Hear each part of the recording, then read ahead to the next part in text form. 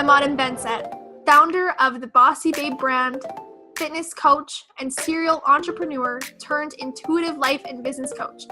The Wealthy Babe podcast is for the ambitious, courageous, and spiritually charged up woman in network marketing, craving wealth not only in her bank account, but in every aspect of her life. Get plugged in here each week for authentic and unfiltered conversations from myself and industry leaders who are going to support you and give you all the juicy behind the scenes and real talk around business, spirituality, strong points of view, and doing shit differently. This is a safe space to come undone, be heard, and be given permission to rewrite your own damn rules. So here we go.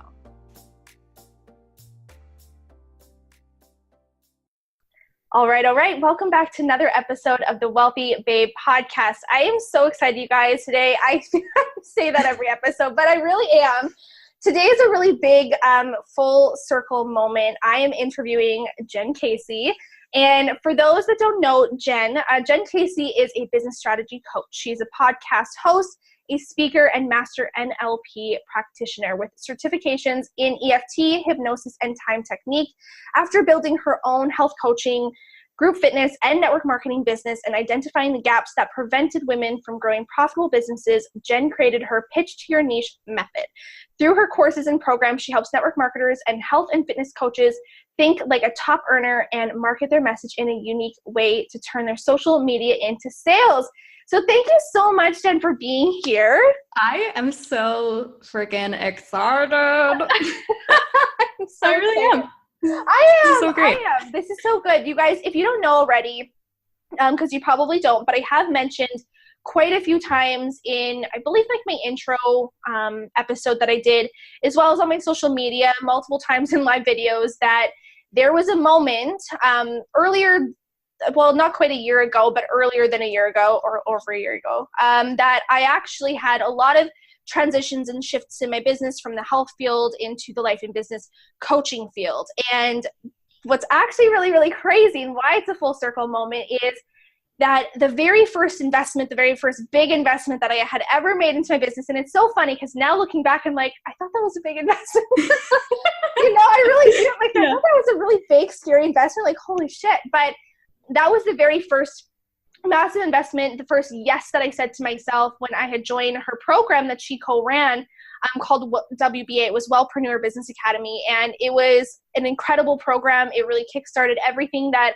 you're seeing being utilized right here, right now. Everything that I do, it was started right here in this apartment where I am doing this episode right now. And so it's a really insane, incredible moment. We were just talking right beforehand on like the shifts and how far everything has come since that course. So I have to give major credit to Jen for just where I am right now and where this business has gone.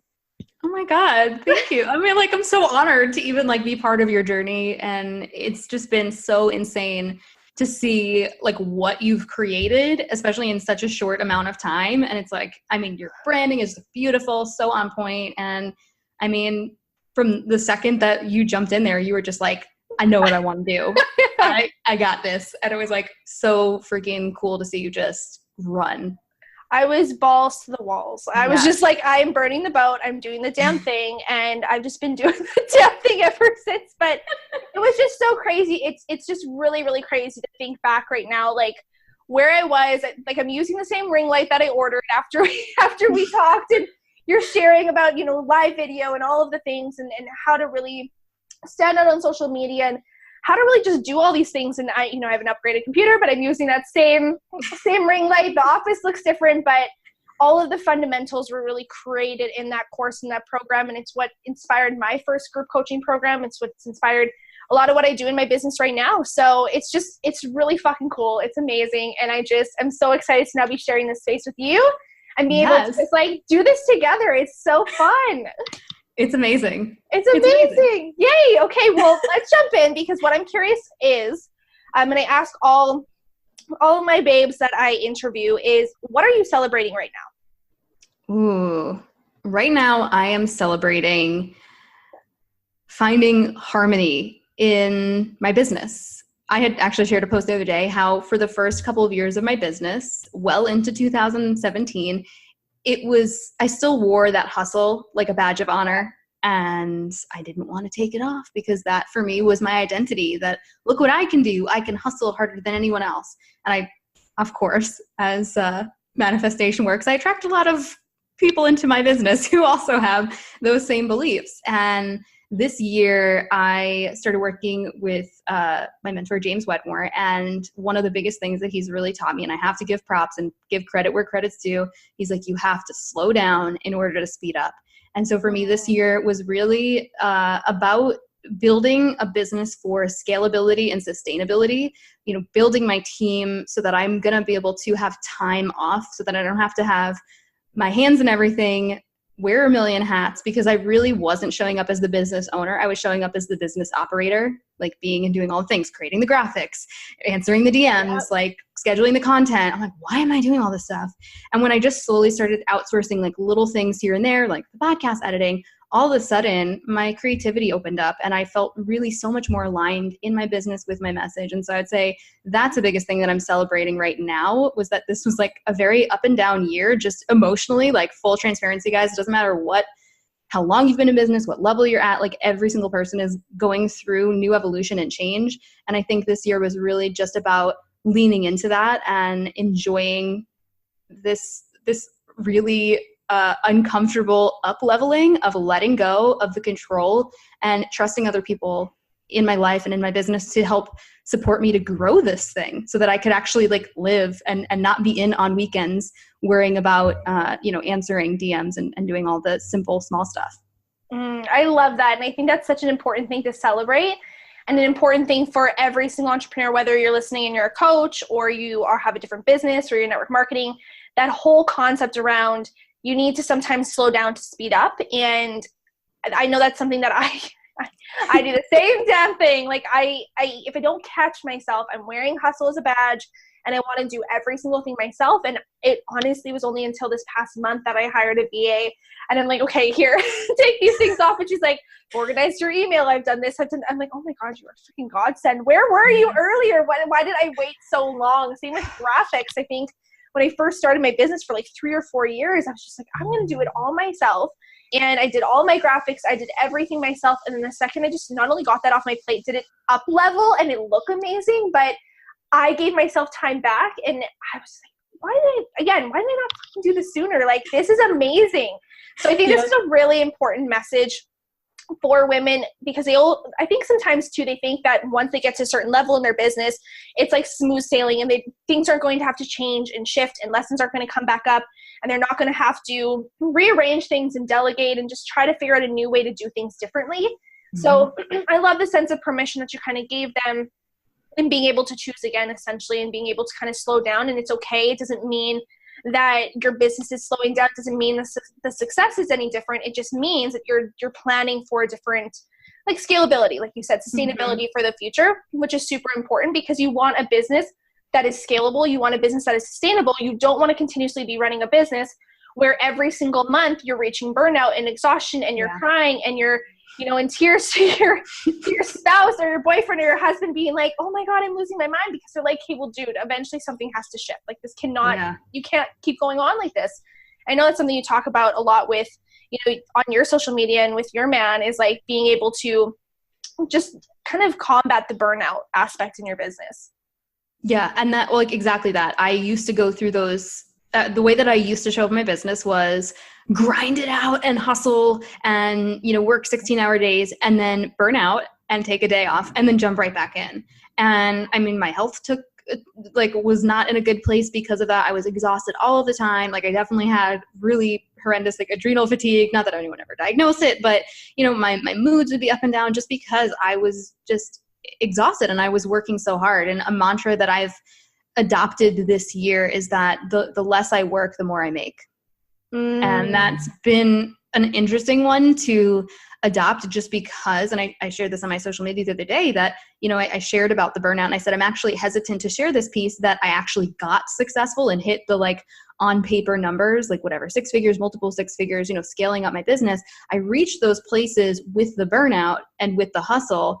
But I was like, I'm weary to share that because I don't think that I reached that level because I worked 16-hour days. I think I reached it in spite of the fact that I had no balance in my life, because it was absolute go, go, go. And honestly, I think one of the biggest ahas for me was when I realized that the women who were interested in working with me, who were following me, especially when like Instagram stories came out, people were getting an inside sneak peek into how you showed up in your life and business every day. And those women don't want to work 16-hour days. They're not like, yay, I'm gonna follow Jen so I can model her 16-hour workday. Like nobody wants to do that. So I was like, wow, I not only need to shift this for myself, but I need to find a better way to teach the women in my community to grow their businesses, because I'm not serving them by also having them burn out. Like that's a pretty silly way to grow a business when it doesn't have to be that way. And so I love that you even said like you outsource. Like when I'm out to dinner and I'm getting messages from my team going like, hey, finished this like whatever Pinterest pin, like what do you think? And I'm looking at it going, damn, that looks good. Like I couldn't have created that myself. And I'm sitting here out at dinner. They get to be part of my team going, wow, this is my dream job. I just want to create graphics all day for a company that, you know, loves business and manifestation and all of these things that I care about. They're excited to be part of the team. I don't think that occurred to me when I was first hiring. I like felt bad hiring people and like asking them to do like graphics and stuff. I was like, oh, like I feel like you. It's like, I'm so sorry. Like I was apologetic about it. And I was like, wait, like these women were like, oh my God, this is like the job I've been looking for. I've been wanting to do graphics or whatever it is and create funnels forever. But I didn't want to do it for one of the two of the girls I hired. They were like, I really like the only jobs that I was seeing online were for like a lawyer or a real estate company. And they weren't passionate about building it for that because that's not what they're excited about. And so they were so pumped to be part of a mission and something that really spoke to them as well. So I think that I want to throw that in there because it was a big shift in thinking for me, that instead of feeling sorry about the fact that I'm apologetic that I was giving people this work, it's like, no, they want this job. Not everybody's an entrepreneur. Not everybody wants their own business. Yeah, you get to feed someone else's dream a little bit and be able to support them doing what it is that they want to do. And what I love, there's a couple things that you talked about there, which I think are really important notes. And I hope everyone picks up on them because, you know, one of them was talking about with your niche essentially is that you know that the women who you want to work with that want to be in your courses, who want to learn from you, are not women who want to work more to make more. So we do this a lot, especially in network marketing. We both have come from that world where you think, okay, well, I'm going to do more and do more and do more. And then I'm going to tell on social media, well, you only just have to open up your phone a couple hours a day. You can work your power hour and you're going to make like 6 figures. Like I swear that's all it takes. And then they get in the door, they're added to like 10 groups. They're told you have to spend seven hours, say, on your power hour. It's not actually an hour. And you have to do all of these things if you want success. And then they leave right away and they quit. And people are confused. Well, why is this happening? Well, because you're not living the life, you're not running your business in the way that they want to live their life in their business. And you can't teach what you don't know. So you can't teach, you know, how to have make less or make more essentially by doing less if you don't know how to do that yourself first. If you're not doing that and you're just showing up and talking about it, well, that's a big disconnect and a massive reason why I know that looking back, people left my team, they didn't want to work with me, or now when I'm looking at people that I want to work with, people that I want to learn from, and people that are wanting to work with me, it's not just the fact that I know things, it's the fact of how I'm living my life, my energy, how I'm showing up. So when you mentioned about doing it this way, what changed in your condition and in your thinking to actually allow you to see, like, how did you allow yourself to step into the space that it's possible? Because I think that's a big limiting belief that women have is that, okay, well, I want to do less to make more, but all I know is how to do more to make more. How did you kind of switch that belief a little bit in that conditioning? Yeah, I think one of the biggest things was joining a high-level mastermind and really investing in that and getting around people who have businesses that are way more structured, way more profitable, have better systems in place. So that was an amazing thing to get around that space, to see the inner workings of what was working in their businesses, because not everything you see on social media is working. So when we're just trying to look at the outside of somebody's house, we don't know what's really happening on the inside. They might have a white picket fence, but they could be in financial crisis on the inside or having, a horrendous business. So we just never really know. And I think that was really the biggest thing for me, is realizing in being in that room and really having to level up, being like, I was like, I'm the the dumb one in this room, or like I'm the least successful in this room. And that was like really intimidating. But at the same time, that's the room I want to be in, because the person, like, I'm going to have the most growth and I have the most urgency to level up and actually figure out how the heck, you know, I want to provide value to that room as well. So what do I need to do, and how much faster do I need to get over my BS in order to be able to achieve that? So I think being in that room with those people in this group has been a huge shift, because I saw all of them talking about, you know, their teams, that they have an integrator and of this and of that. And I'm like, oh crap, I don't think I'm going to be able to keep up with somebody who's, you know, got this much help. I'm one person. They've got, you know, 6 core people. And, you know, some people were looking at, oh my gosh, how do they get their podcast, you know, promotional stuff so beautifully done? And how do they come out with so many juicy podcast episodes with such in-depth research on all these studies? Somebody else is doing that stuff. And you might be sitting there comparing yourself, your business, your solo entrepreneur venture, to someone else's business that has years ahead of you and has a whole team of really well-trained, really well-polished people working behind it. And it's like, you literally can't compete with that. You will not be able to keep up. There's not enough hours in the day. Even if you worked 24/7, you would still not be able to learn the amount of stuff that you need to learn, produce the amount of stuff they need to produce, and you're just spreading yourself way too thin. You can't focus on serving your clients and showing up as the visionary in your business when you're trying to be that way. So I think, you know, seeing the way that really, really high level successful entrepreneurs are running their businesses, I realized another little good quote. It's like, what got you here won't get you there. Yeah. And that's a big one in network marketing too, that sure, you can do the DM messages, you can do the hustle thing, and it might get you to 6 figures, but it's not going to get you past that. And you're going to be 6 figures, burnt out, not seeing your family. Because I know so many women that are in that place. And it's like, you need better systems in place. You need those higher level strategies.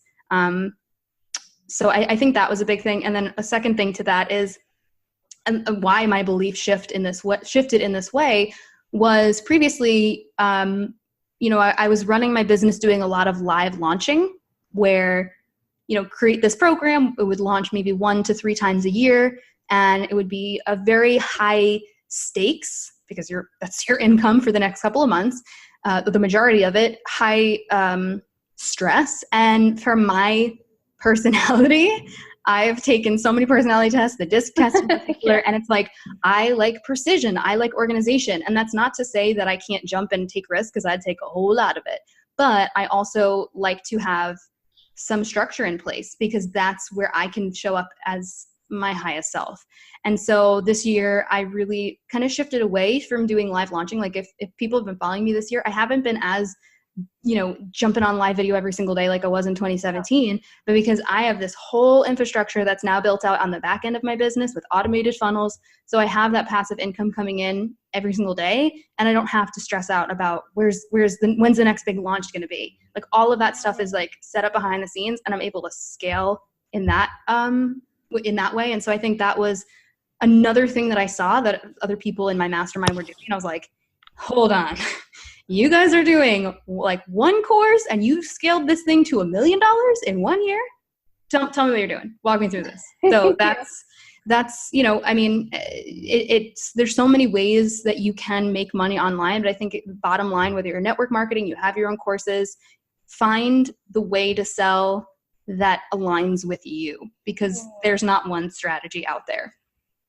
I think that's so important. I love that you talked, essentially proximity is power. Like, hell yeah. Who you're spending your time with, who you are around. Are you around people that are bitching and complaining all the time about where they're at? Or are you with people who are either where you're at or even a little bit further than where you are right now and where you want to be? I think that's definitely changed the game of my business, rather than surrounding myself with people necessarily where I'm at or where I kind of was, because that was where I was comfortable. That was my narrative. That was my story, that I had to hang out there, that's where I had to be. I started to surround myself and believe that I was worthy of being around those types of people that were at higher levels, or, you know, at least kind of in that same proximity of where I was, because we push each other. And that has been a big thing on, you know, where I've shifted my business, and how I've shifted my business isn't just by, you know, playing into that old narrative, playing into that old story where I'm kind of surrounded by people who drain me versus people who empower me. And I remember when I joined WBA, I see what I seen what everything that you were doing, right? Yeah. How everything would look, or how you have your group courses all set up, and the amount of women that you'd have into these programs, and it was incredible.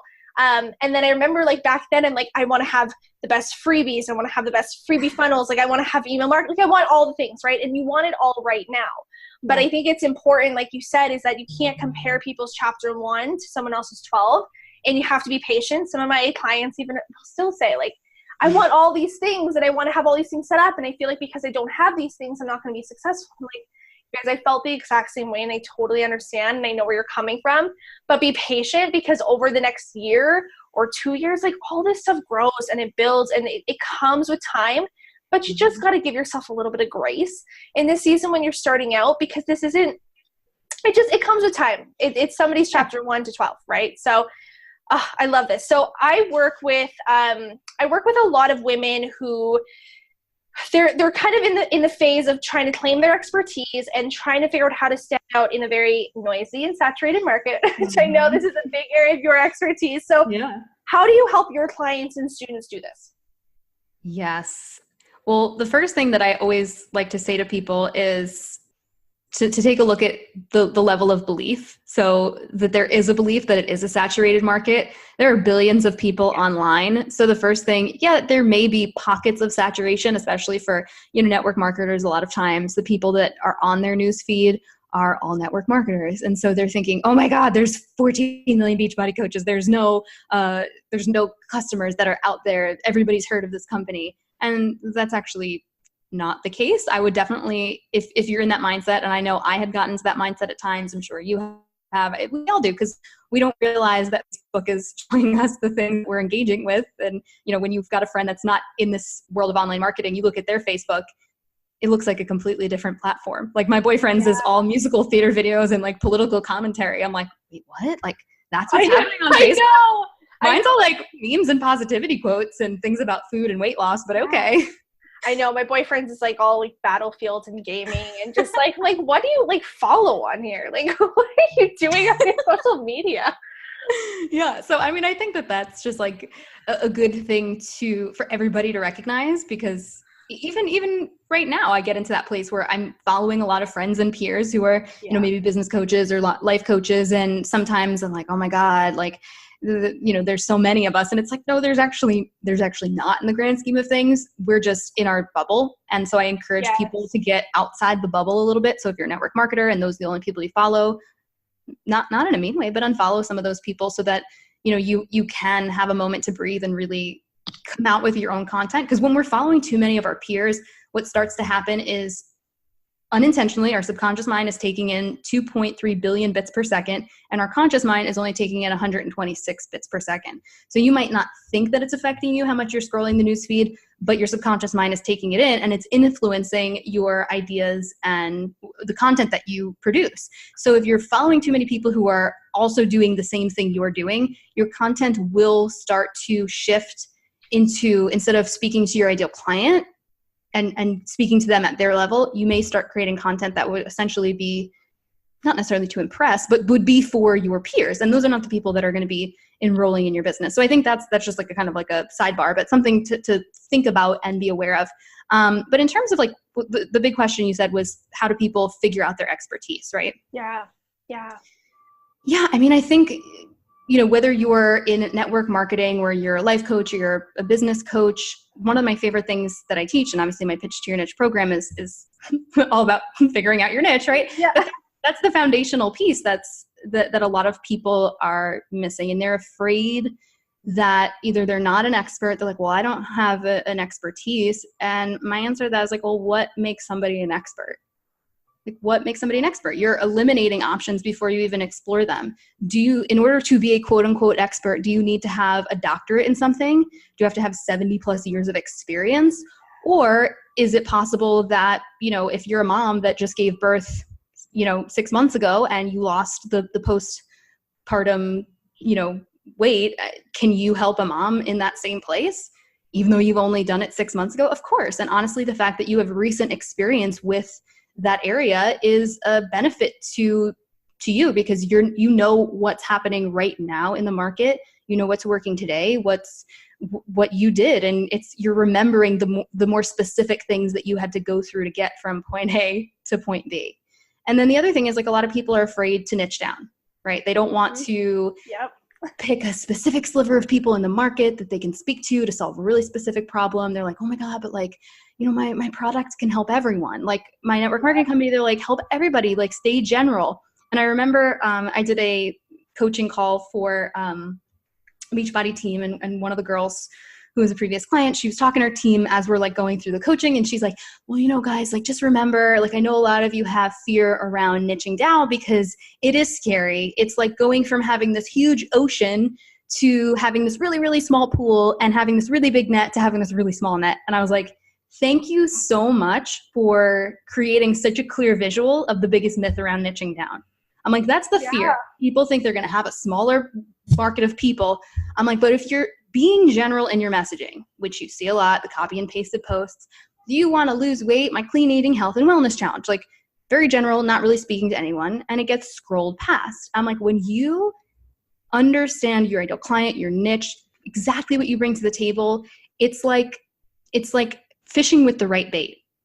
I'm not going to try to catch a shark with a piece of shrimp. And when you're being general, you might be putting a piece of tofu on the line. Like, I don't know. It's just, it's not hooking anyone in. They're not getting excited to learn more because you're not connecting with them. So when you niche down and you get really clear, I said to her, I was like, it's actually like having a dog whistle on social media that only your ideal client can hear. Like when you're speaking to that and using their language, they perk right up. They're like, whoa, hold on. Autumn just said something that spoke to my soul today. And then you start getting those inbox messages that are like, girl, you get me. You are in my head today. Like, did you have a camera in my bedroom this morning? Because you literally just bullet pointed everything I've been struggling with. And that's when you start really being able to step forward as an authority and a leader in your industry. If you're trying to speak to everyone, even if you're like, I'm a business coach, great. What type of business coach? A business coach for network marketers is going to be different than a business coach for spiritual jewelry designers on Etsy. 100%. You know? So I think for a lot of you guys, it is something that a lot of people tell themselves that they have a hard time figuring out. They're like, oh, it's hard to niche down. That's just a story. That's just a belief. Yeah. So if you didn't believe that, what would you want it to be? And give yourself full permission to just explore what would be fun to you to build over the next 10 years. Yeah, and this is super important. This definitely changed the game in my business because, again, coming from network marketing, talk to everyone, right? You think that, okay, you have to talk to everybody and anybody, and that's what's going to grow it. But I've never seen a bigger disconnect in my success as to when I was trying to speak to everybody and anybody. And so I know that this is a really difficult thing for people to start doing and figuring out how do I niche down? How do I figure out, more of who I want to serve? How do I figure out exactly where I feel called, that, where I am an expert in? And it is a difficult thing for people to kind of leap into because that fear, that conditioning, these old beliefs that they've had, and just it's a habit, just a habit to kind of speak very general about, their life and about them. And they're not really talking to this ideal client. But I know that was the biggest thing, is you start to know when you're talking to the right person, when they start to send you these messages or they're commenting on your stuff and they're literally saying, you're in my head, you are speaking to me. Like, you need it to feel customized. You want it to feel as if like your courses are customized to them, as if your content's customized to them.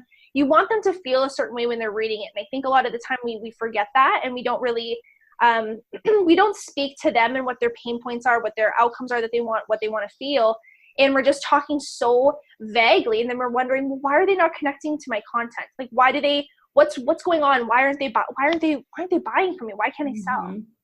Yeah. So I don't know if you, obviously you've experienced it a ton with your clients and working on it in your business as well.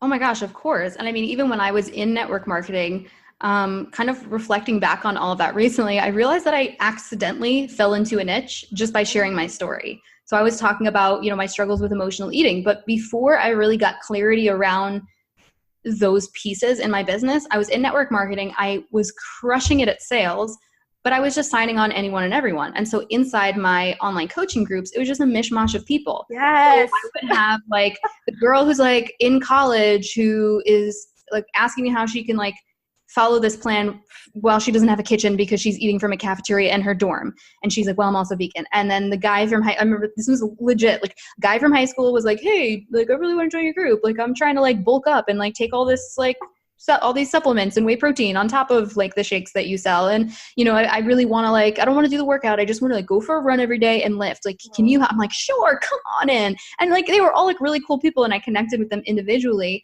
but it was, then I was like an emotional eater who was like struggling with demons and like all of these random people were in this group and there was no cohesiveness to that tribe. And I always think about the movie Mean Girls. You know, the scene where they walk into the cafeteria and it's like, these are the this and the that. Yes. Like, your people want to feel like they're at the right table.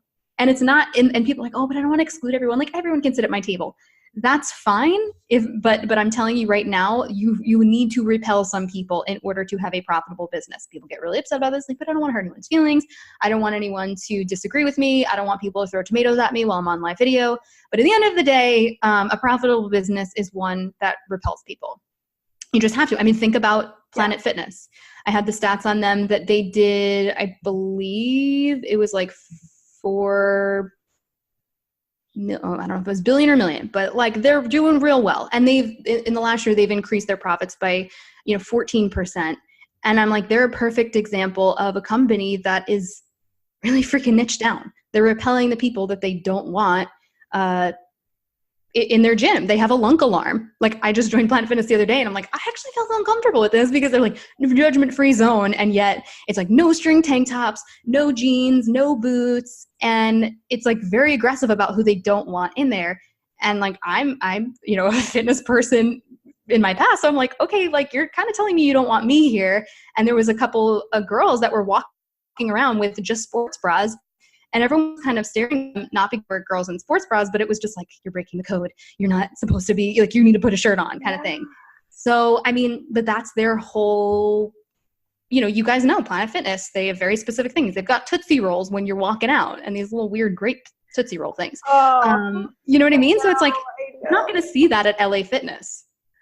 No, yeah. The fact that it's, and I know somebody did mention this. They're like, well, and this is total side note, but I know someone did mention that. They're like, well, they're doing this for a reason, like why they give pizza on Mondays or something. I'm like, I get that, but still, like, to me, like on a side note from it all, it's just like, that's totally deplete. Well, I mean, maybe it is smart marketing because they eat the pizza, they got to come back. They eat the pizza, they got to come back. Like, it's just, like, dang it, you got me. Yeah.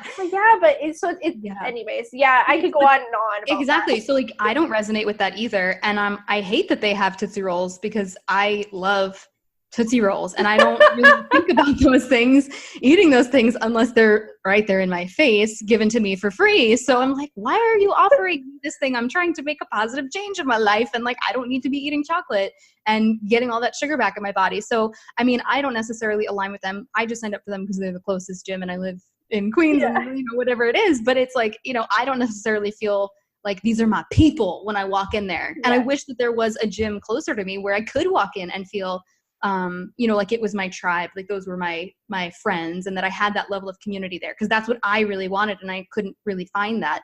So I think that's really the thing, whether you're in network marketing and you're running challenge groups as a Beachbody coach, you're with Advocare, Isogenics, if you're in doTERRA, like I don't care what company you're with or if you have your own online coaching groups, like you have got to create your own personal brand outside of the products that you sell and really create that tribe. And I think you are such a great example of that. Like your branding is so clear. Like I look at that, I'm just like, I want to be part of that group. Like they are my people. You know what I mean? Like you've got a very clear vibe that you're communicating through, your messaging, through your visuals.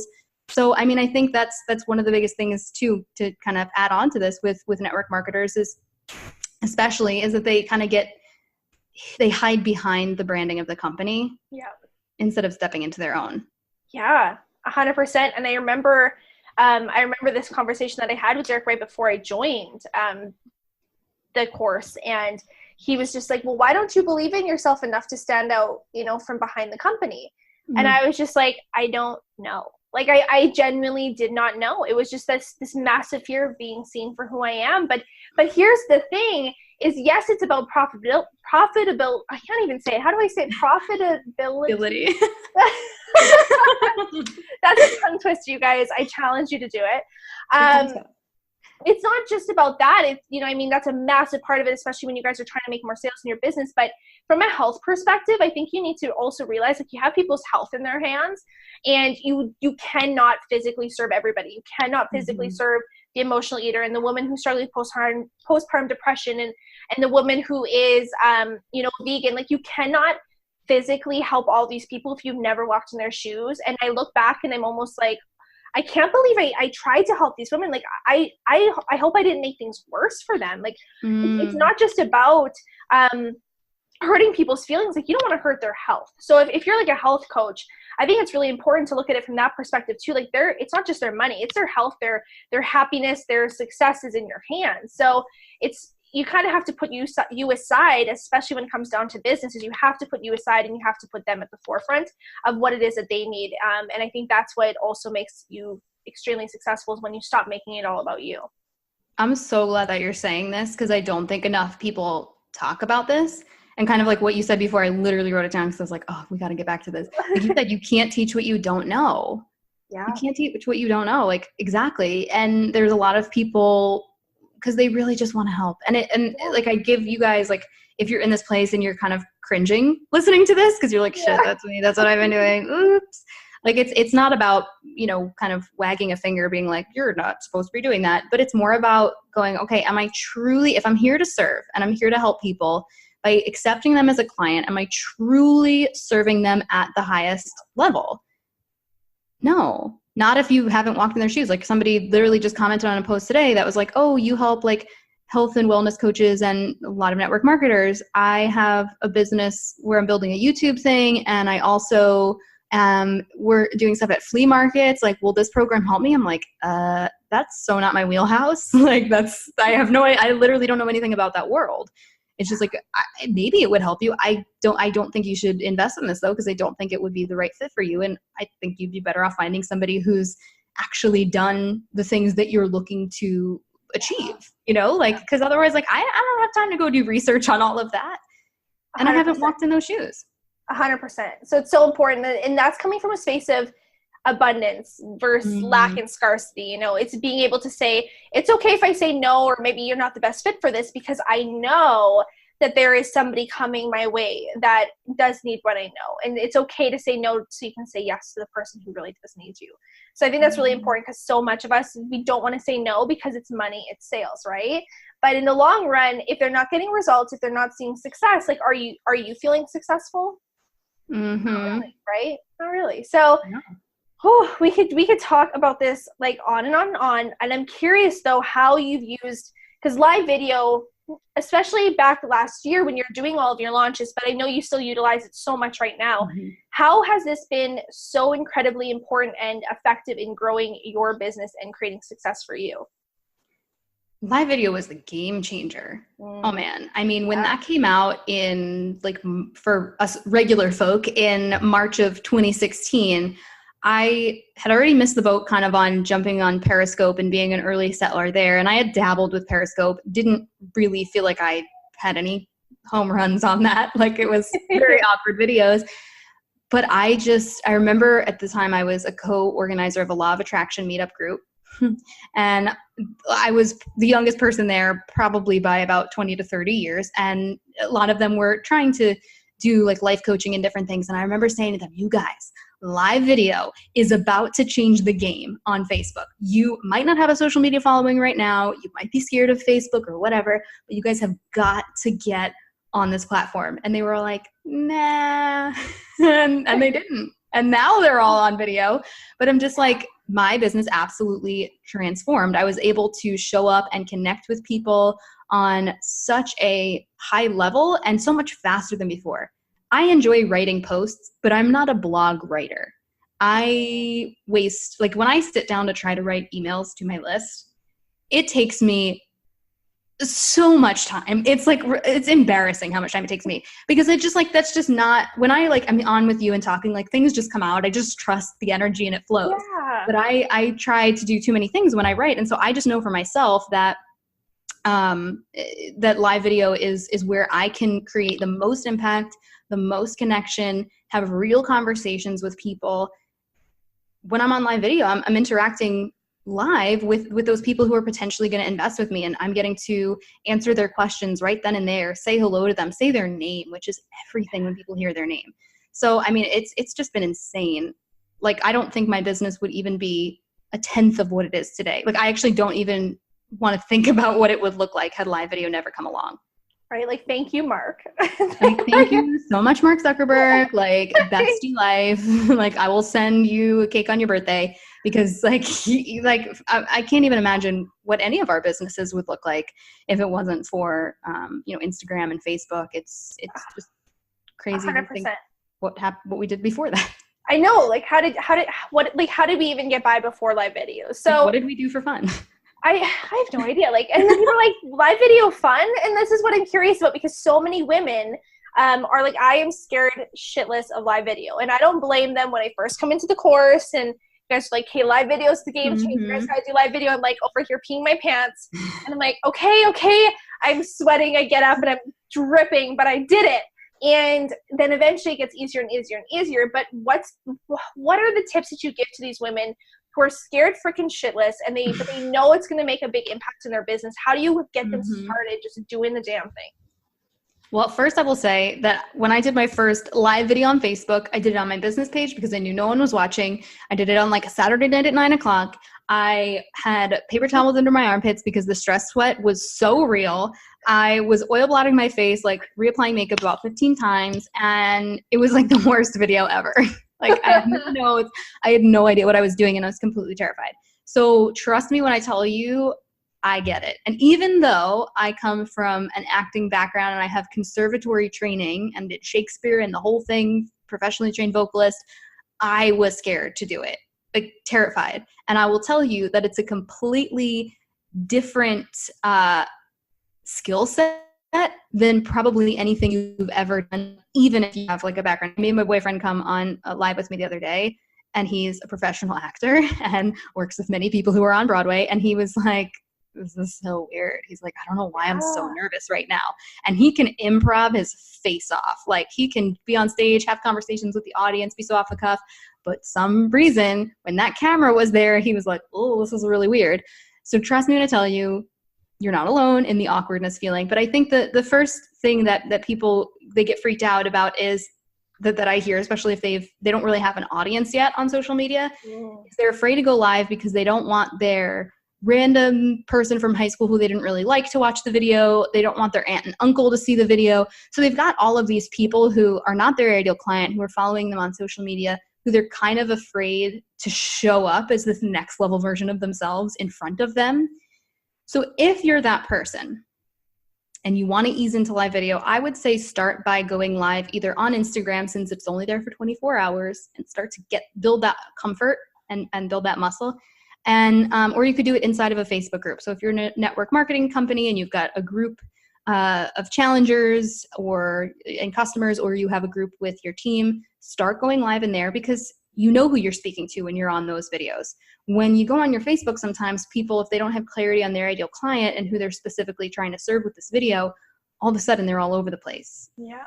And like, if I'm trying to do, let's say, a YouTube training, which I don't really teach YouTube, but let's just go with that for a second. If I'm like, I'm going to create a YouTube training and I'm going to try to make this valuable to my mom who has 4 friends on Facebook, a brand new network marketer, and then somebody who's making 7 figures on YouTube, that training is going to be completely different depending on the person that I'm speaking to. So once you know your ideal client avatar, you know your niche, it's going to be so much easier for you to get on video, because you know who you're talking to and you know what the problem is what problem you're solving with that content. So I think when I get on live, a lot of times I'll be like, okay, who am I specifically creating this video for? And a lot of times an idea will come to me from a question that a student asked. So I'm like, oh, Amanda asked me this really great question the other day. I'm literally going to imagine that I'm sitting here talking to her and just giving her my response and giving like my quick tips on this. So I think that's a good place to start with video. That is a good place to start. Those are such good golden freaking nuggets. So then how do you take it to the next step where you are actually effectively selling through live video? Yeah, so in terms of a sales strategy through live video, I think it really comes down to knowing what your offer is and being really, really clear on what the transformation is. So a lot of times people will try to talk about, especially in network marketing, we'll go back to this, it'll be like, I'm going to make a video about my why for why I'm in this company. That's about you. Yes. The customer wants to know what is in it for me. We are all incredibly selfish when we're scrolling social media, and we've got a million, there's such an abundance of content. Content's a commodity. So unless it's going to help me, give me a quick win, give me something new, entertain me, I am on to the next. So any videos that are like my why, I'm not searching for that. I don't know what that means. I don't know how that serves me. So I think a sales approach to live video is really about giving a ton of value. And I used to hate when people be like, value, value, value. I was like, what does that even mean? It really means figuring out, okay, what are the problems specifically that I solve for my specific niched audience, and what do they need to hear today? And then breadcrumbing to that offer. So and this is kind of a little more in-depth strategy, but if you know that the big, think about the biggest objections that you get for your offer. So what, I don't know, what's an example of a good offer? Oh, of a good offer? Or even if let's say I'm selling a live video course and people's biggest, or I feel like it's either time or money. It always comes down to, I swear, time or money. Mm-hmm. So even for money, one of the things that I did, because that kept coming up a lot, was prior to one of my bigger launches, was I created a whole 5-day money manifestation challenge, and then another time I did a attracting your ideal client challenge through mantras and affirmations. Great. Now that you have the money after doing this challenge, and I'm helping them change their belief systems and see money in a different way, because it's never really about money. No, never. Never. It's never about money. No. So I'm like, okay, if I can help you shift your belief around how much money is accessible to you. I have a phone right here in this drawer, an old iPhone that I could probably go and sell on eBay for a few $100. Well, that's money that's next to me that I haven't cashed in. And I think a lot of people are sitting on items like that they are not using, that they could totally flip. So those are some of the things I talked about in that challenge. And then when we led into the launch, it was like, oh, we're not coming into that objection because people have already been primed. I primed them to have a different outlook on things. And it's all for their empowerment, right? It's all for them to have more resources and be able to see what's possible when they actually now have that money, and now they can invest and get to the goals that they've set for themselves. Yeah, and I think that's really important, what you're talking about in the whole my why. And I try to get this across to people as much as I possibly can. And then when we're saying I, my workout was this, I did this today, this is how, yes, you need that delicate dance between talking about you and sharing your story and being this friend, being somebody that they can relate to. However, when it's coming to purchasing, they don't care about you. They care about how it's going to impact their life, how it's going to make them feel a certain way, how they're going to reach this outcome on the other side of working with you. And so it really does come down to, I think, again, this foundation of knowing who you're speaking to, time and time again, what are their pain points? What are their objections? Yep. What do they want to feel? So what do you feel was the key when it came to stretching into your 6-figure business, but also having 6-figure launches? Do you feel like it was strategy? Do you feel like it was energy? Do you feel like it was alignment? Because I know that you kind of 2 different seasons. You've hit it from this burnout phase, or the really hustle phase, and then now you're doing it from a scalability phase. Mm-hmm. So now that you've kind of been on both ends of the spectrum, what do you feel is really what gets you there? I think what you said with alignment is the key to it all. And it really all comes down to mindset. And we can see that because there's a million different strategies and how-tos that are out there. And there's more than one way to the waterfall, so to speak. So I really just feel like if something doesn't feel aligned to you, and maybe it did 6 months ago and maybe it doesn't today, then stop doing it. Then find another way. And I think one thing that's been really big for me, this was when I went to Business Mastery recently. Tony Robbins was build the business. He's like, you always want to be building 2 businesses. the one that you have now and the one that you're becoming.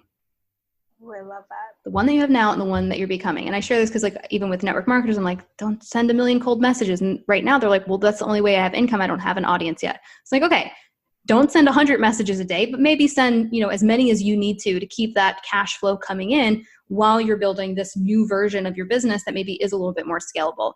So I think as long as it feels aligned to you, then continue to do it. If you're not burnt out and you're really enjoying your work, then I don't think there's anything that you need to change unless you are foreseeing problems coming where you're like, well, right now I've got 10 people on my team, but when I have 100, I'm not going to be able to take care of these people and have these one-on-one calls. Okay, well, if you see that coming and you're growing really quickly, then now would be the time to start putting those other pieces in place. Yeah, but there's no one right way to do it. I mean, I think there's lessons in both. And I think when I did the live launches, it was a different, social media was a little different, right? Like at that time, like when you were in my academy, like that was a big thing that we taught was like, do the live launches, do live video, but now everybody's on live video or so many more people are on live video. So it's not as easy to get, unless you've been doing it consistently for months and months and months, it's a little bit harder to get people to watch your live videos because people are not really on Facebook as much anymore. Now people are kind of more on Instagram and they're listening to podcasts and just social media has changed. And I think being a successful entrepreneur, kind of to quote Gary Vee, is like the market is the market is the market. So if you're not willing to be adaptable and have that behavioral flexibility, you're not going to win. And that speaks a lot to the network marketing ladies who are still doing strategies from 2015. Like you wouldn't be using a phone from 2015. So why are you using a strategy from 2015? Yes. Like things have been updated. Like you can maximize so much more of your expertise and your gifts and what you have to share to the world if you just dare to try something new. Yeah, just try something new. Yeah. I made a post about this the other day because there's oh, God bless her, but there's a couple women that just keep sending these messages and they're like, I'm trying to hit this promotion. Can you please post on your wall my products? And I just like the amount of things that I have to say about that. That's a whole podcast episode. That's a whole podcast episode because it just drives me right up the wall. But it's these old tactics, right? Social media changes almost like month to month, year to year, like everything's always changing. So you have to be adaptable. You have to be able to look at what's working, what's not working, and be open to shifting things. And so I think that's a really important thing, alignment, be able to kind of work with what's going on, knowing what feels good, what doesn't feel good, being able to lean into that, knowing what your intuition is telling you, how to lean into your intuition and to trust that is super important. Because I and if you don't know, then I guess get in tune with your intuition because it's never going to lie to you, right? It's never going to steer you wrong. So I know that you are super big into NLP, and that is a really big passion of yours. So how can somebody who's really stuck in judgment, who's stuck in fear, who's stuck in, well, I guess essentially this fear of like success, fear of judgment, fear of failure, how can they begin to rewire their thoughts and their beliefs a little bit? Yeah, there's a lot of fun processes that get into this, but the first question I ask people when they're saying, I think I'm afraid of success. I'm afraid of people judging me. And I'm always like, okay, well, what specifically are you afraid of happening? And a lot of times we have these blanket fears or things that we've told ourselves, and it's just kind of this looming thing in the background. But once we unbox it and kind of hold it in our hand, we're like, oh, that's not really a thing. So like, for example, if somebody says, or what's maybe something that one of your people has maybe said, like, I'm afraid of being visible, or I'm afraid of being an expert. What's one that Yeah. Like I'm afraid of, trying to think back on maybe some of the things that my clients have said. I think it always comes down to like the fear of being successful, but I'm in fear of what somebody might say if they look at me on social media or they see what I'm talking about. Maybe they're going to judge me. They're going to think I don't know what I'm talking about.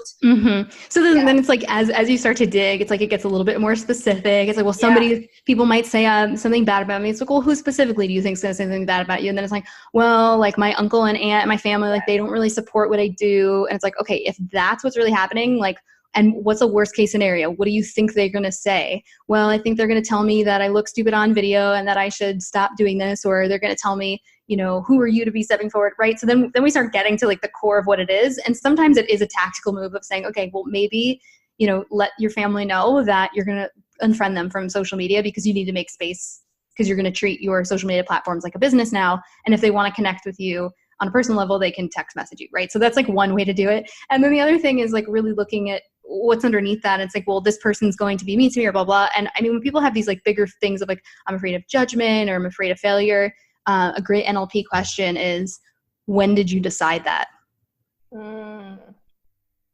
I love that. When did you decide that? And so that kind of helps people go, well, I don't know. When did I decide that? And it's like, some people say, well, I guess I decided that when I got my first no, when somebody told me they didn't want to join my program. And it's like, when did you really decide that? And it's like, well, when I was 4 years old and I, raised my hand in class and the teacher told me to go, to the principal's office and I didn't do anything wrong. And then I decided that it wasn't safe to be seen or wasn't safe to speak out.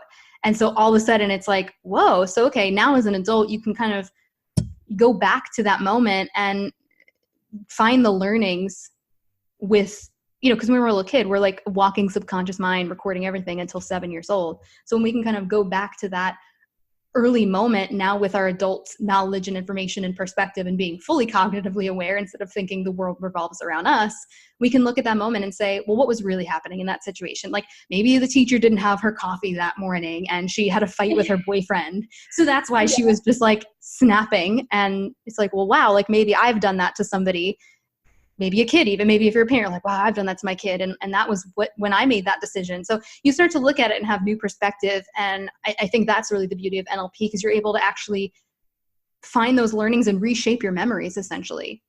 Change the decisions that you made in those pivotal moments. Yeah, no, I love that. I love it. When did you decide this? Like, that's really powerful. And I hope that you guys write that shit down, quote that, tattoo it on you.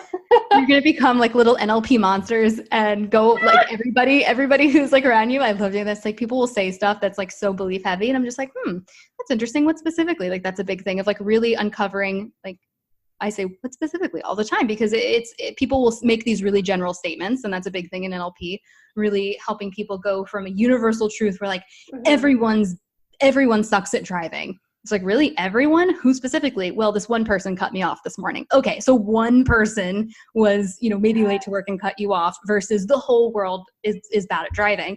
And those are like the things that we say. And you'll start to hear that as you tune into it when you're talking to your clients, when you're talking to friends. It's wild. It is wild. And it's funny because I'm not certified in NLP, and I haven't, I've read a little bit into it and done some research, done some work in it, but that is such a big thing that I'm passionate about. Like, it doesn't matter what it is. I'm like, hey, well, why? Like, why? Why are you feeling this way? And I dig and I dig and I dig because I think it's so important, and I can't help it. Like, I can't even have a normal conversation with anybody nowadays without like digging in. Like, sorry to anybody who's listening to this, and it's a normal conversation. I am there picking it apart. I am there being like, okay, but why do you think this way? Okay, well, why is it happening? And I can't help it. I can't help it because I just know that there's always a root of something a little bit deeper. And so when we've made this decision, why we act the way we act, why we think the way that we do, why we self-sabotage, like there's always a reason into why we show up the way we do. So it's just funny because these poor people, they have no idea. And it's great because when I was at Business Masters, there was a bunch of friends who are also coaches and done NLP and whatnot. And we were like all sitting there eating, and it's just like firing back and forth of like all these NLP things. Like somebody would make a statement, it's like, that's really interesting. I'm going to just, if I can just coach you for a moment, I really want to honor you right now and give you that space. And I'm like, oh my God, this is literally, can we just eat this buffet food? But everyone's just like coaching each other and be like, wow, I really feel like I feel energetically like there's maybe a block here. So like, let's explore this. When did you specifically decide that? And I'm just like, this is so funny. It's like, we can't, like, once you know this stuff, it's so hard to turn it off. I'm obsessed. I want to be at this table eating lunch with you guys. Seriously, I would just eat this up. Like, I don't even need food. I don't need food. I just want to be. You will literally be obsessed with NLP. And it's so fun because you can just like cut right through. I mean, I remember when I went to my first Tony Robbins event, this was last July. And I remember doing a podcast interview like a few days after, and it was our buddy Ryan Yakome, who I think you may know as well. Oh yeah, I love Ryan. And Ryan was like, so Jen, like, what do you want to like talk about on this podcast episode? Like, what are you excited about? And I was like, oh my God, like, I don't know. Like, I don't know what my life is. I don't know what I've been talking about all this time. Like my whole, everything just went like 10 degrees to the side.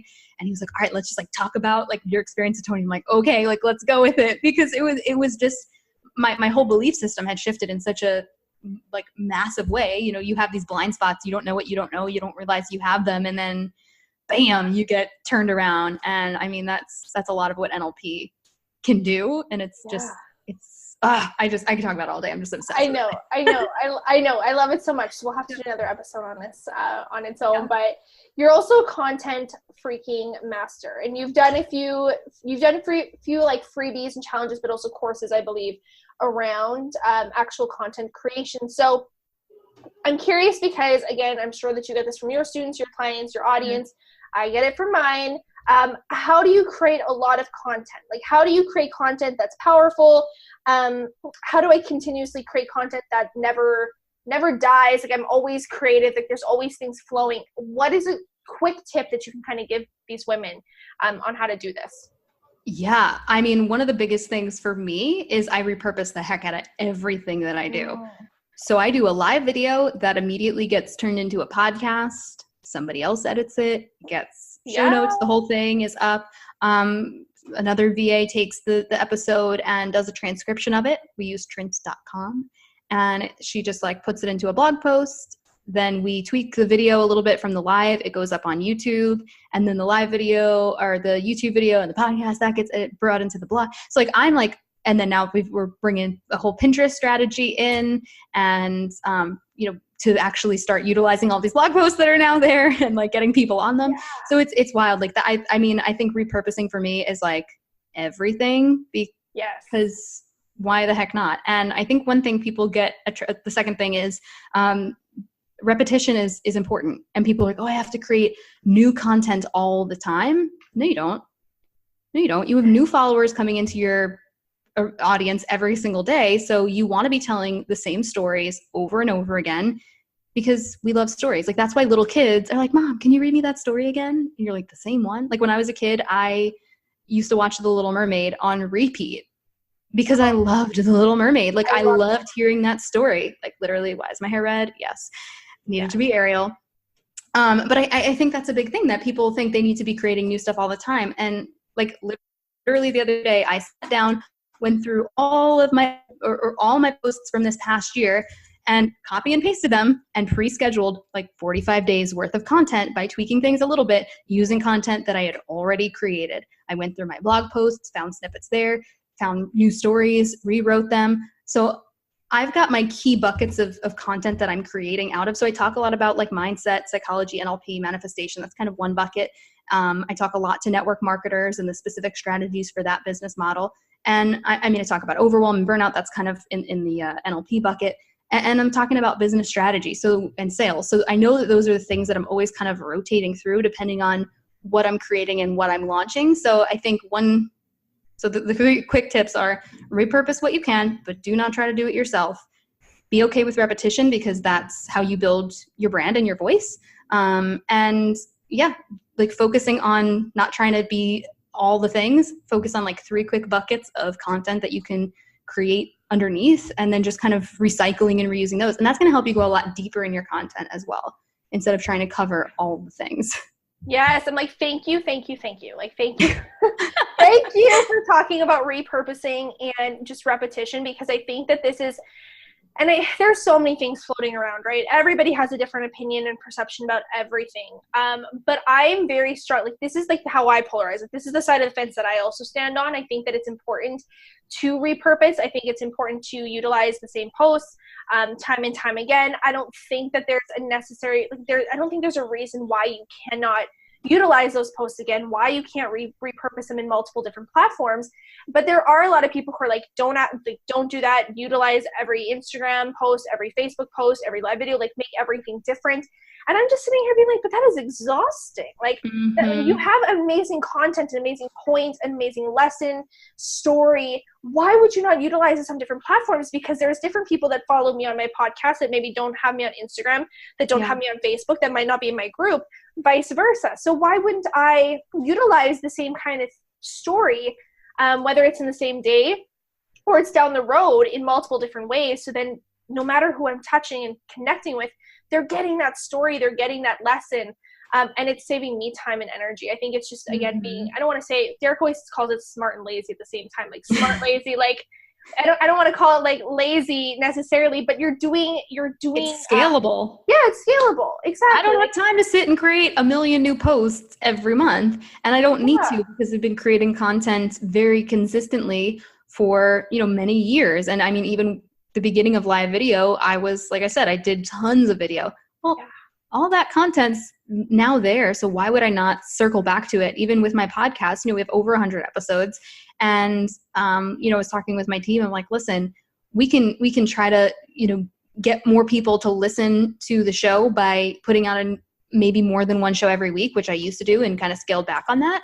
And then I'm like, well, wait a minute. We've got all these great episodes that people no longer listen to because they're maybe 10 back. Why don't we on Thursdays use it as like a throwback day, and on Instagram redirect people back to an old show to increase the downloads there? Like, that's just like a simple way to not have to worry about creating new content. Chances are, if your following is growing quickly, those people haven't heard the show. And I mean, even for you, like, you could start like sending people back to go back to episode 1. And yeah, I mean, people will fall in love with the show and start binging it. And I mean, if you've got great content, there's no reason why you have to start from scratch every day. Yeah, I love this. And I think this is super important for every single entrepreneur. I think that they need this permission. I think they need to know it's okay, that they can repurpose things. They don't have to be sitting on their couch every single day creating, content for 5 different platforms that are all different. Utilize your time properly, know it's okay. Know that you can take like a video. And this was a beautiful thing that I did learn from you guys, back in the course, was take your video. You can make quotes out of this. You can utilize this for, other posts, and then take that post and then condense it and put it somewhere else. Put part of that post onto Instagram stories. Like, you can use what you're creating in so many avenues and save yourself so much freaking time and still make impact. So I love this tip. I think this is so good that you mentioned this. So now a lot of my clients right now are also in a season of networking. They're in a season of like collaborating. They're in a season of really finding strong business besties and people that they can connect with and scale with. So what are some things that you feel are really powerful that you should do, and some things that maybe are like red flags and you're like, hey, don't do this? Because I think you've been a little bit on both sides. Yeah. Oh, this is such a good question. Yeah, networking is interesting. I mean, when I was in network marketing, I didn't really ever think about networking because it was all about, well, who am I going to sign on to my team? And that was the only reason why I would do outreach, because that was what I was taught. And that was the mindset that was drilled, right? And so now once I started my podcast, even, that was when things massively shifted. And I started, going up to people and being like, hey, do you want to be on my show? Which felt really weird to be reaching out to people for that. But I think one of the biggest things for networking was having a podcast. And I wonder if how that's been where you do. You're like, wait, I will say the biggest thing that bothers me with networking is when people will send a direct message and then ask to pick my brain. Listen, I'm down to get coffee and hang out and do whatever. But I think when it's very one-sided, people are going, okay, well, not only what can you add to me in my life and my business and this relationship, because all relationships have to be a two-way street. But like, I don't know. It's like, I can afford a cup of coffee. I don't need you to buy me a cup of coffee. Like it just has a very, I don't know, like if you want to work with me and you want to learn more about my business, then join my program and we can connect that way. But there's got to be like, I don't know, there's just got to be a two-way street with that. But then I think with the podcast, what that has really opened up, or even if you don't have a podcast, you don't want to start one, if you're doing live videos and you've got a little bit of an audience, you can do live interviews, right? And that's a great way to be able to give back to somebody and actually begin that process of you're adding value to them by, one, raising them up in front of your audience and saying, this person's really awesome. You should listen to what they have to say. And it's giving them a little bit more exposure. Now, depending on who you are pitching, they may not need that exposure, but there are people who are, trying to be a New York Times bestselling author, and they will get in front of anyone and everyone. They will be on every single show. They don't care because they know that sometimes the people who have smaller audiences have more loyal audiences. So honestly, like when people who I'm not super familiar with are like, hey, I want to bring you on my podcast. I'm like, I'll go and see if it aligns with my message, because I'm going to be sending people there essentially and standing for it. But also I'm just like, okay, this is cool. Like I'm getting to meet all these new people. I mean, I'm trying to think in terms of networking. Don't be a Peggy pick your brainer. Like, don't be that person that's So how do you decipher this? Because this is something that comes up all the time, right? Like, how do you decipher the difference between someone who's this is like a relationship that is not mutually beneficial, that they're just picking your brain, they want to know all of the things because we all get them in some capacity. How can you tell the difference other than maybe trusting your gut versus that type of person and somebody who actually you can collaborate with and you're on that same level where it's going to be a mutually beneficial relationship?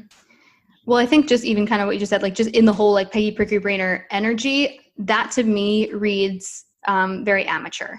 So that's a red flag to me of, okay, this person is super new and they don't realize that that's not really the most effective way to approach somebody. So that's kind of my first, I don't want to ever say I'm like Xing someone off, because I've made so many mistakes during entrepreneurship and, you know, when I was in network marketing. So I don't think it's a thing about like feeling bad if you've ever done something like that. And maybe there are some people that respond really well to it. So what I think is not what everyone thinks. That said, yeah, I mean, what did you say? Like, what are like some better ways to kind of approach it? Or how do you know if somebody, I mean, I'll look at somebody's following. I'll see like what kind of content they've put out. Like this one guy recently tagged me in something and I was randomly listening to an episode of my podcast from like almost a year ago and tagged me in the person. And it was like, I loved this episode and here are all the really specific things that I got out of it. I would absolutely love to connect with you. It really resonated with me. I feel like it's really aligned with my audience. And it wasn't in a direct message. It was literally tagged publicly on Instagram. So I think that was pretty cool because one, that now gives credibility to me, that other person, because everyone on our news feed and whatever can see that. So I think that was really cool. And then it's not as like in your inbox kind of thing. It was just very like, I'm going to just give you some public praise. From there, I wrote back and I went and looked at this person's stuff and he had awesome videos. He had really quality content. Even though he's like new to his podcast, it was really well done. And I wrote him back and I was like, dude, your content's freaking awesome. I love your message. I love what you're about. And he inbox messaged me. He was like, hey, like, thank you so much. Oh my God, I can't believe you just like wrote back to me and like I've been listening to your podcast for like weeks and it's been so great. So like he's somebody that I will totally go and connect with and you know, want to learn more about, just because he did it in a really, he did it in a way where it was like he had done his research. He was actually listening to the show. He's building up his following, and we don't necessarily have the same audience. So it's not that I would be giving him customers per se, or he'd be giving me customers, but he's definitely, you know, at a certain level in his business of professionalism. And he's, yeah, I think doing your research and just giving people that honest praise. When I get the Peggy Pick Your Brainers, that's frustrating. And then when people come to me and say, hey, I really loved, you know, episode 47, where you had a conversation with Autumn and you guys talked about this specific thing and you shared, you know, that strategy about whatever, like repurposing or LP or whatever it was, it really spoke to me and I implemented it and I use it on my clients and here's what happened. And I just have to say, thank you so much. You know, your message really spoke to me today. And I have a podcast myself and I would absolutely love to bring you on to speak to my audience. My audience is also network marketers. And I think it could be really like mutually beneficial. You know, this is absolutely what's missing on my podcast. And I would love to have you speak about this specific topic. So like, to me, I'm like, whoa, like this person's on their research. I don't care if they've got 10 people that follow them or 100,000 or whatever, that's going to get my attention 100%. Yeah. Two totally different conversations. Yeah. So then if it's one of these brain picker people, Penny, let's call her Penny. Yeah. What do you do with her? Like, do you just ignore the message? Do you say something to her? Do you offer up a consultation? Do you offer up, you know, your program? What's kind of the next step? Yeah, I guess it depends on what follows the pick your brain thing. Yeah. Sometimes people will say, you know, I really loved your podcast. I can't afford your program yet, but blah, blah, blah. I listened to this episode and I'm like, okay. And I may give them a free piece of content that they can go to and redirect them just to warm them up and get them to know me a little bit more. Cause I don't assume that everybody who, you know, listens to one podcast is, you know, the right fit for a program or ready to buy or whatever it may be. So sometimes I'll direct them there. If it's somebody who just wants to come on my podcast and they have no following and they're not being clear about the value that they add. I mean, sometimes I write back and I feel bad, but like sometimes I don't have time to write back, you know, like I do get, as the business has been growing, like I do get a lot of emails with people pitching me, not just for the podcast, but like for random things. And I'm like, I don't even know what this is. Like you did not take any time. This is a copy and pasted email. Like, sorry, but in my book, like that does not, that's not a good use of my time to be writing back to somebody like that, especially if they're not like a potential client or anything like that. I'm just like, okay, you want me to promote your skincare thing on my podcast? Like who are you? And you want me to do it for free? I got another one. I'm like, I don't know who you are. I don't know anything about you. You haven't engaged with me. You haven't like, I don't know your story. I don't know what this product is. Like, why would I just turn around and promote this for no reason? Like I have to protect my audience. And I think that's a big thing that, I used to be like, oh, I feel bad. Like I have to respond to this person. And now I'm just like, listen, this is a cutthroat world a little bit in a way where it's like people don't have time to sit and babysit every single email. And that's reality. So it's like, if you're not willing to put in the work and actually give me a good pitch, then this is kind of mean, I guess, but it's the truth. It's like, then it doesn't warrant a response in some ways.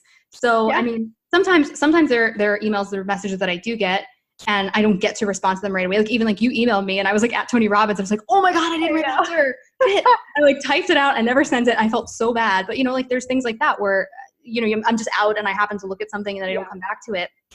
And then there's other people that just don't put in the time and energy to, like people who are like, come on my summit. You must have at least an email list of 5,000 people and you have to send 4 emails about the summit. And I'm like, who are you? I don't know anything about you. They're like, we really want you on. I'm like, I don't know any of these speakers. They have really small followings. It's just like, it's got to be mutually beneficial. And another quick thing for networking, if you know someone that can make that connection for you, it makes it a lot more legit. Yeah, and I think this is really important. Like you only have so much time and space. So it's you have to have boundaries. You have to understand that you do have permission to you don't have to like respond to everything. You can say no. You can say yes to the things that you do want to, because as your business grows and it scales, like you do only have so much space. If you're spending, you know, hours upon hours answering messages from people that you don't know, well, where's the time going to come for anything else? Like you do at a certain point have to figure out, okay, well, where am I going? Like you were talking about building this future business, like where am I going? What is going to be happening is what I'm doing right now going to support, you know, where I'm going to be in 6 months or a year. And it's okay. It's okay to like it's okay not to respond to everything. It's okay to have those days. And I mean, I totally messaged you too when you're at Tony Robbins. And I remember that too. I'm like, oh shit, she's totally at Tony Robbins. She's gonna be, and you were gone for a couple of weeks, I think. Like I was gone for like the whole month of August. So I was like running around. I was in like event mode. Yeah. Yeah. So I was just like, I know if it was me, I totally would have forgot to. So maybe I'll reach out to her in a little bit again. But no, you went coming right back, and I was like, oh, well, this is wonderful. Like, I did this right. I did it. I did it good. Yeah, I mean, because it was genuine and we know each other and we have that connection and we've worked together and like you are doing things that totally like our business is absolutely aligned. So it was like a no duh. I was like, of course, like I would love to like be on and hang out and like have a conversation. Like, you know what I mean? Like it like when it's people who are random, sometimes there's hidden gems, but also guys, when you're pitching and you're doing that stuff, don't make people work super hard to find out who you are. Like when you're pitching, like give people specific podcast episodes, for example. Like if you're like, hey, I'd love to be on your show. Here's the value that I bring. Here's what I talk about. Here are 4 example episodes that I could, topics that we could cover. And here's an example of a live video that I did recently that speaks to one of these. Like I don't bring anybody on unless I've heard a podcast episode with them, I know them personally, or I've seen a live video. 100%. And I'm definitely noticing that as I, have a podcast now that people I have no idea who don't know me are like, and I will say, well, maybe you should listen to an episode of the podcast. Like you should know, who the audience is, who you're speaking to.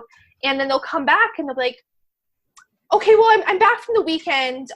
When should we set up a time for a call? I'm like, you still like, I don't know how you can provide to my audience. Like I am protected. Like when I was talking back a second ago and I was talking about the women wanting me to post their promotions and their products on my wall.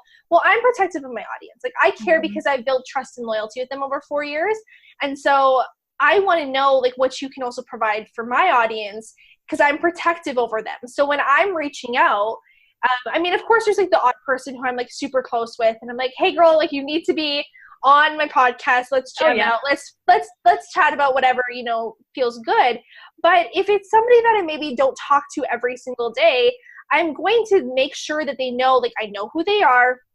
They know why I want them, what type of like topic that I would love for them to talk about, based on, because I actually know who you are. I've done the research. I know that my audience and your audience could benefit from this experience together. So these are all just really, really great points. And now we have taken up some time and I love this. So I hope you guys are digging this episode, but I just want to know if there's any last piece of advice that you have for entrepreneurs who were like you, who were bartending way back when, and they are dreaming big and they're like, I have this vision. This is what I want to do. Do you have any last pieces of advice for them?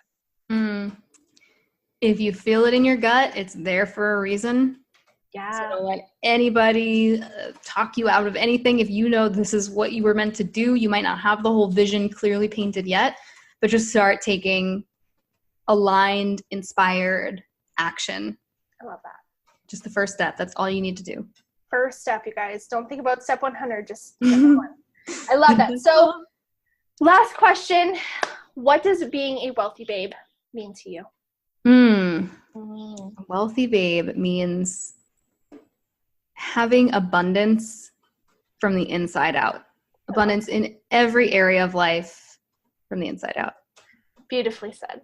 I love that. Okay, this is perfect. This was so good. So now, where can all of our listeners find you and connect with you further? Yeah, so you guys can find me, heyjencasey.com is my website, Jen with one N. And on any social media platform, I'm at heyjencasey. And my podcast was previously the Social Media to Sales podcast, and we are actually renaming it this week. So it's going to be called the Inner Boss Podcast. I feel like we have like some exclusive. You guys do. Well, and it'll probably be rebranded by the time, because this will probably be out next week. When this airs. Okay, yeah. So probably when it airs, it'll be out and it'll be perfect timing. So this is so good. Yay! Yay! Well, thank you so much, Jen, for being on. It literally means the world that you took the time out of your day and you just set it aside and were able to bring in your energy and your expertise and all of your brilliance into this podcast and this platform. And for everybody who listens, I know that it's going to be a top favorite. So thank you so much. And it's just so much fun to see how far everything has come in such a short period of time. Oh my God. So good. And I freaking adore you. I love what you're creating. It's just like, this is so fun. It was so fun. So thank you so much. Thank you guys for listening. Make sure to rate and review. Make sure to subscribe. Make sure to share. Tag the shit out of us on Instagram stories and share this with all your babes because we love you so much. So thank you guys. Thank you, Jen. And I'll see you in the next episode.